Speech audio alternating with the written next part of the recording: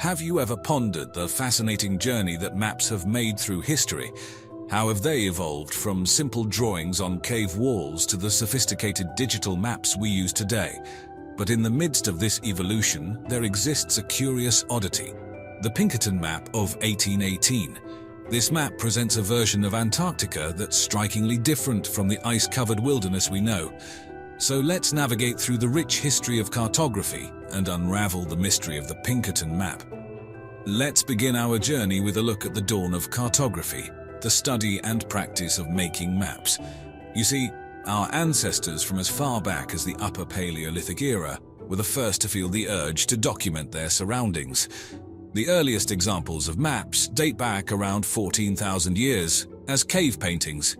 These cave paintings, found in various locations around the world, such as the Lascaux Caves in France or the Adora Caves in Italy, didn't depict vast landscapes or complex geographical elements. Instead, they focused on local areas, often depicting hunting grounds or animal migration patterns. Moving forward to around 2300 BC, we come across the ancient city of Nippur, located in modern-day Iraq. Here, a town plan engraved on a clay tablet stands as one of the oldest known maps, providing a more detailed and organized representation of human settlements. This was an epochal shift, as it showed that humans had started understanding their spatial relation to the surroundings, a fundamental concept in map-making. Then came the maps of ancient Egypt, primarily used for tax collection purposes, which showed the course of the Nile and the locations of different estates.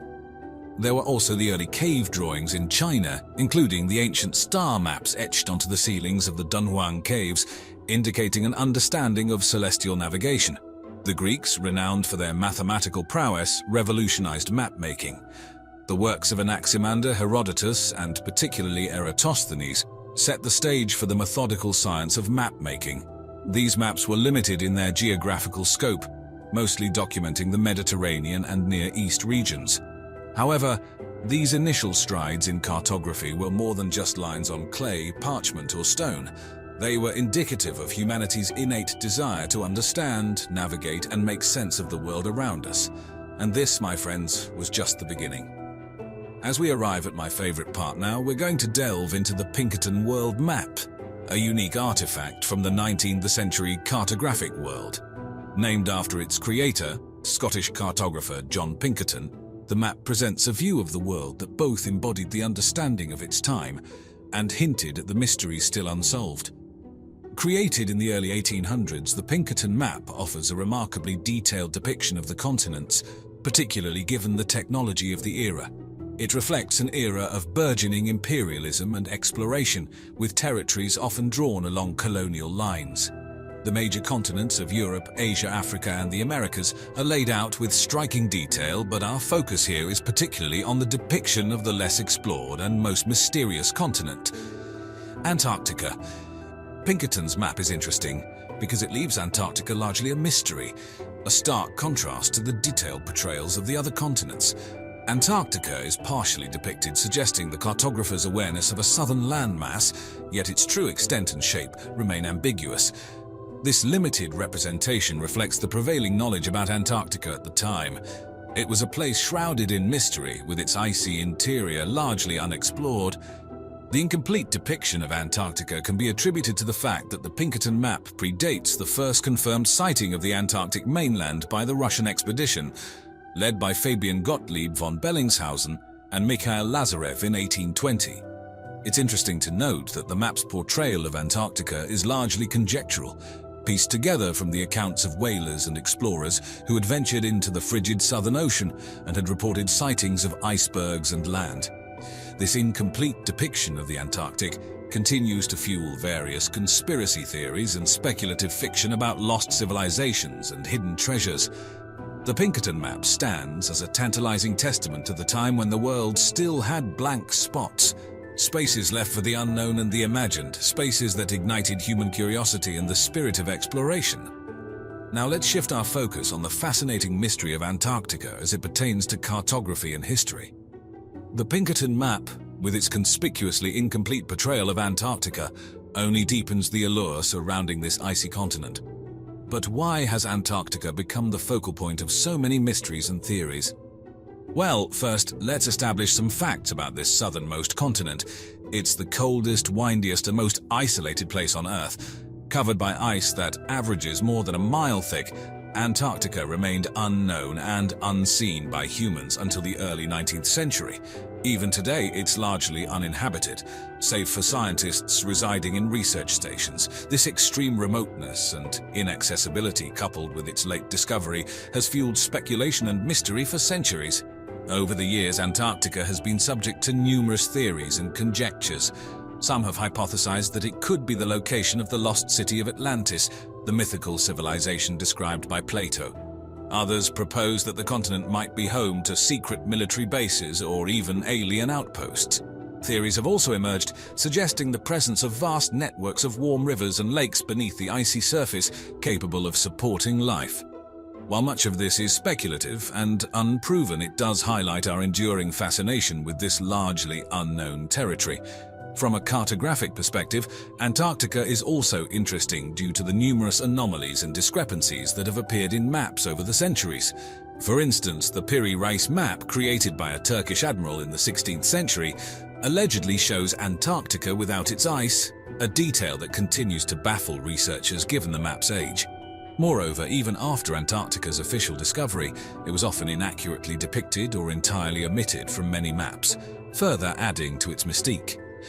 As we continue to explore and understand this unique continent, we unravel more of its secrets. Yet despite our advances in technology and exploration, Antarctica retains an aura of mystery, captured so well in the incomplete rendering on the Pinkerton map. It serves as a reminder of the vast frontiers yet to be fully explored and understood on our own planet. Moving on, we enter the era of a man named Claudius Ptolemy, an astronomer, mathematician, and above all, a geographer who lived in the Roman Empire in the 2nd century AD. Ptolemy's contributions to cartography were pivotal in the development of the discipline, shaping it into the science we know today. In his revolutionary work, Geographia, Ptolemy compiled and consolidated the geographical knowledge of the Roman Empire. But he did much more than just provide a list of places and their locations. Ptolemy introduced the use of longitudes and latitudes in the form of a gridded network. This system was a significant development in map-making, allowing for a standardized way to express location and navigate across the globe. However, it wasn't just about the mathematical precision. Ptolemy also introduced the idea of projecting the spherical Earth onto a two-dimensional surface, which we know is a fundamental challenge in map-making. His most famous projection, known as the Ptolemaic projection, distorted size to maintain accurate shapes, a concept widely used in modern cartography. Ptolemy's work was remarkable for its time, but it was not without errors. For instance, he greatly underestimated the Earth's circumference, leading to a smaller, more condensed representation of the known world. Despite these inaccuracies, Ptolemy's influence on the science of cartography cannot be overstated. He paved the way for the explorers of the Middle Ages, who used his system of latitude and longitude to navigate the world's oceans. His works, rediscovered and translated into Latin around the 15th century, became a basis for Renaissance mapmakers and explorers pushing the boundaries of the known world. Now let us dive into the Age of Exploration, a period ranging from the 15th to the 17th century that was marked by extensive overseas exploration from European powers. This era of curiosity and daring gave rise to the intricate science of modern cartography and saw unprecedented advances in mapmaking. In this era, the discovery of new lands and sea routes necessitated the creation of accurate maps.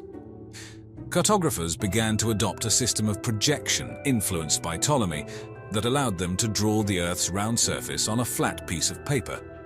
They employed advanced techniques and principles to represent the Earth's features realistically, showing coastlines, bodies of water, and significant landmarks.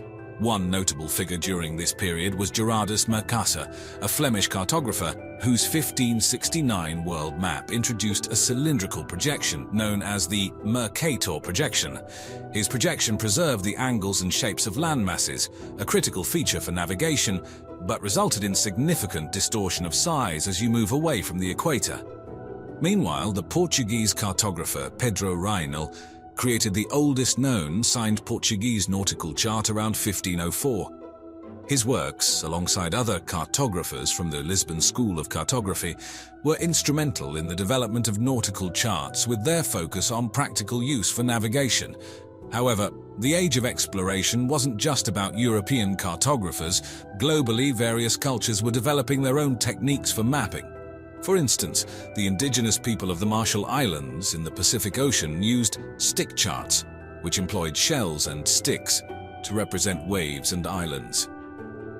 The maps from this period reflected not just geographical knowledge, but also the political and cultural context of their time.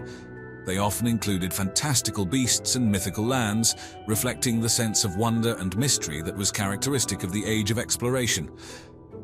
It was an age of intrigue, discovery, and the quest to conquer the unknown. Finally, at last, we arrive at our present day, the era of digital cartography and satellite imaging.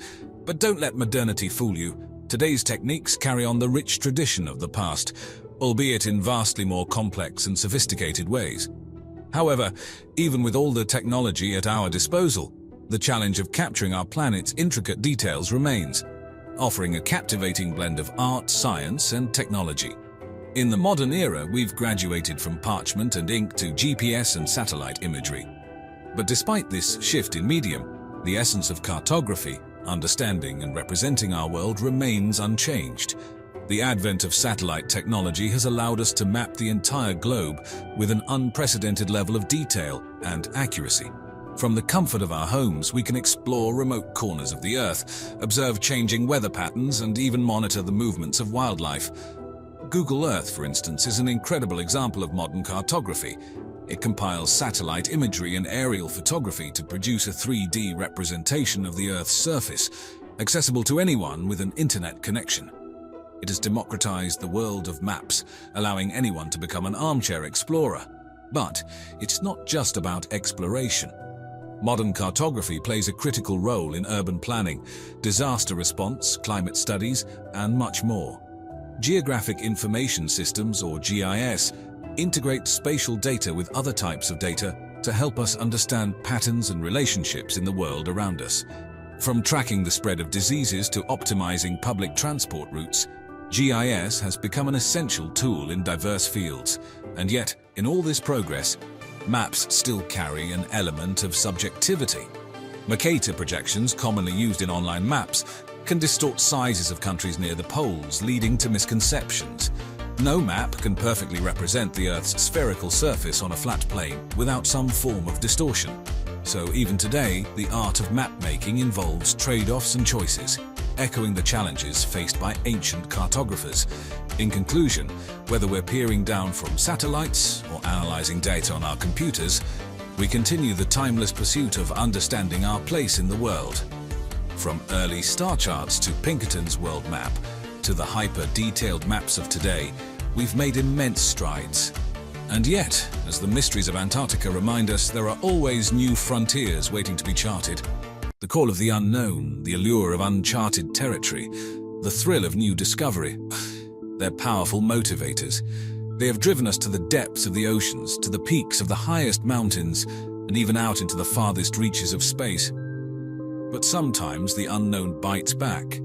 Today we're stepping into the icy, desolate, yet mesmerizing world of Antarctica, and our guides for this chilling journey are none other than the brave, or perhaps the foolhardy crew of the Belgica, who embarked on a perilous Antarctic expedition in the late 19th century. What can their ill-fated voyage teach us about human perseverance, the power of ingenuity, and the high price of exploration?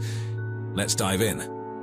Picture this, it's August 1897. A sturdy oak-framed ship with triple-sheathed hull named Belgica embarks from the historic city of Antwerp, Belgium. This three-masted vessel, constructed with the strength to withstand the fierce Antarctic conditions, was destined to be a part of history as it set sail under the Belgian flag.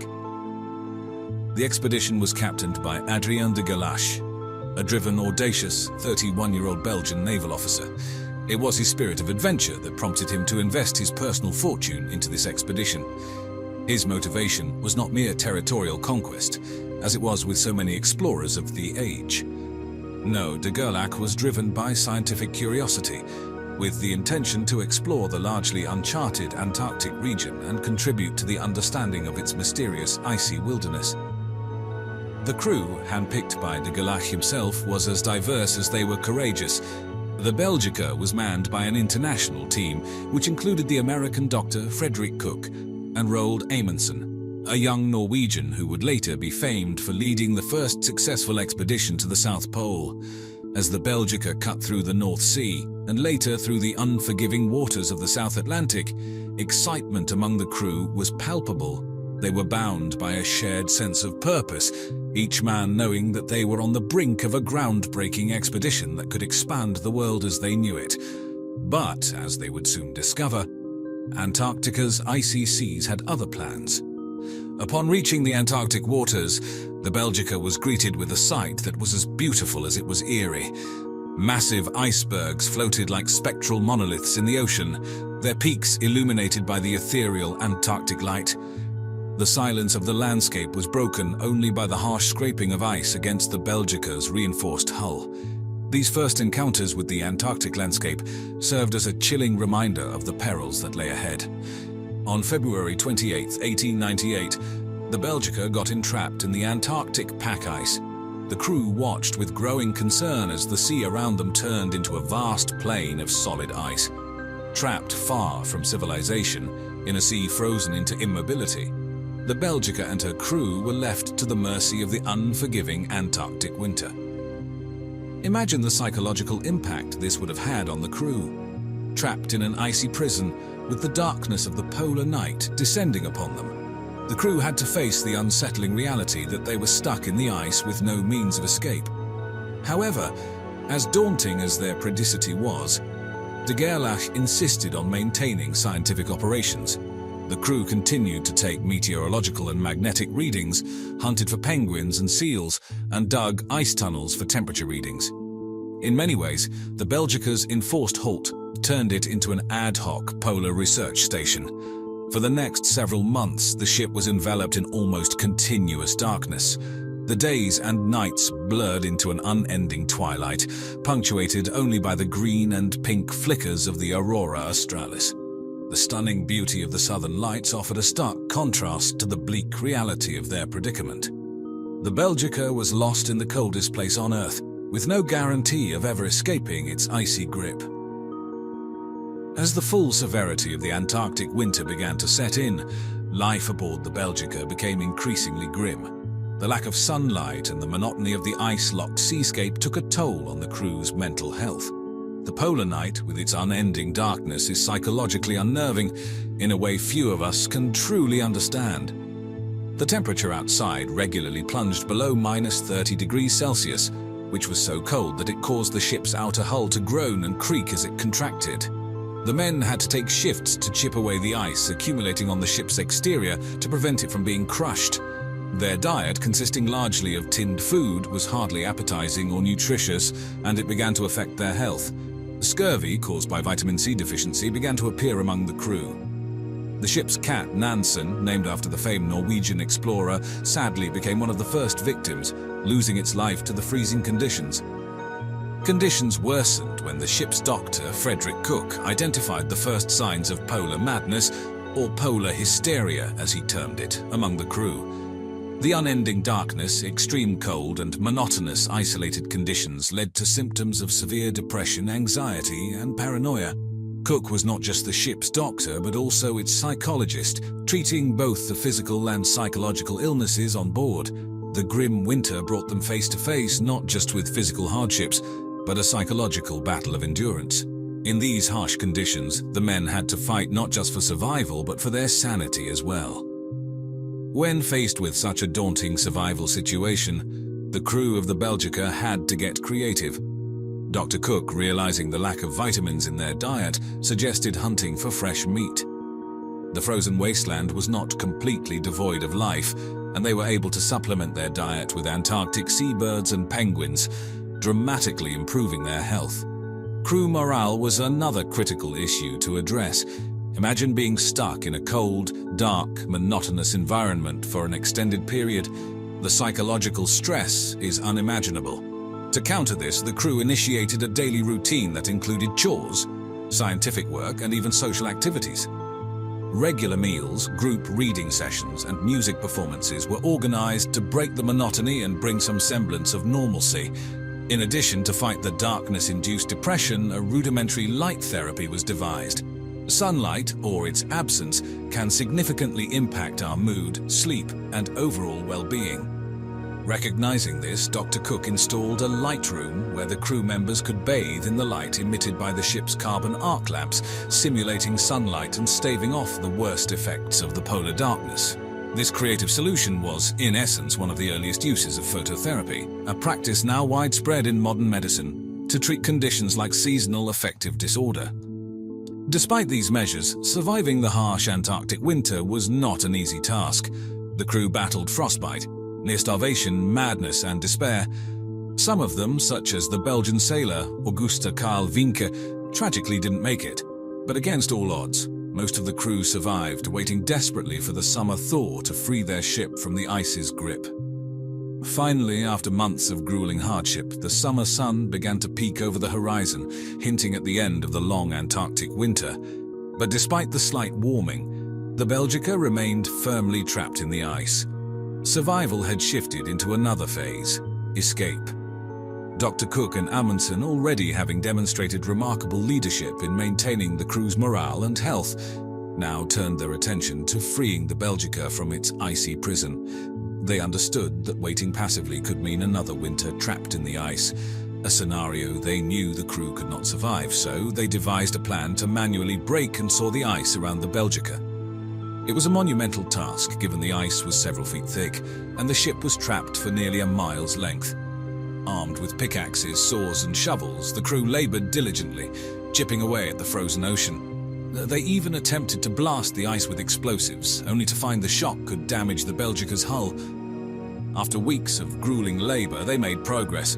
The crew, in a feat of extraordinary determination, carved a channel nearly 900 meters long and wide enough for the Belgica to pass through. However, there was another obstacle. The ship's engines, unused and unmaintained for more than a year, were in dire condition.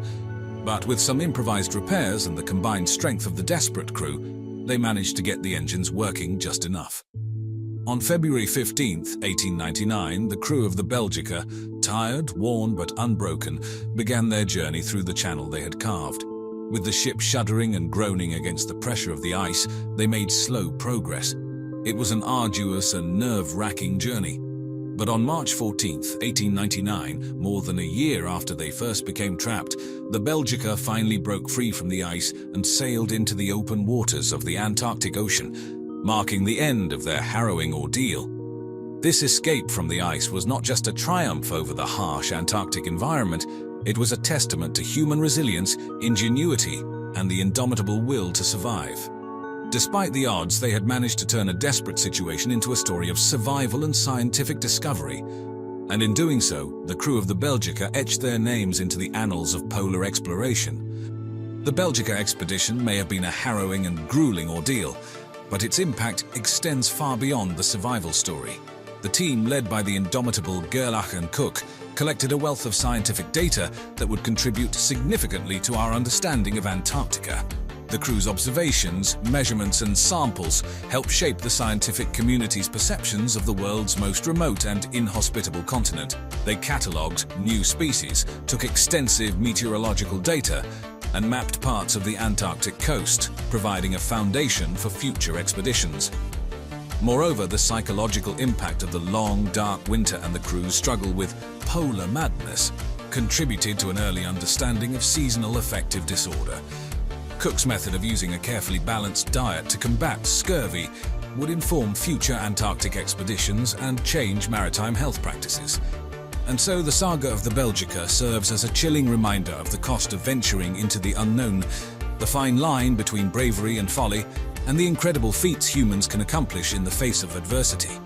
The crew of the Belgica didn't conquer Antarctica. Instead, they fell victim to its unforgiving nature. Yet, through perseverance, teamwork, and a good deal of desperate ingenuity, they overcame their ordeal, offering us an awe-inspiring testament to human resilience. As we gaze upon the vast expanse of the Antarctic through their eyes, we are humbly reminded that the unknown still holds many secrets and challenges, even as our thirst for exploration continues. And as always, thanks for watching.